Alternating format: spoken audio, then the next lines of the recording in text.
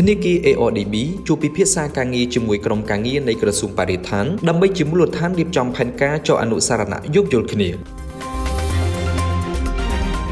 នៅរសៀលថ្ងៃទី5ខែមីនាឆ្នាំ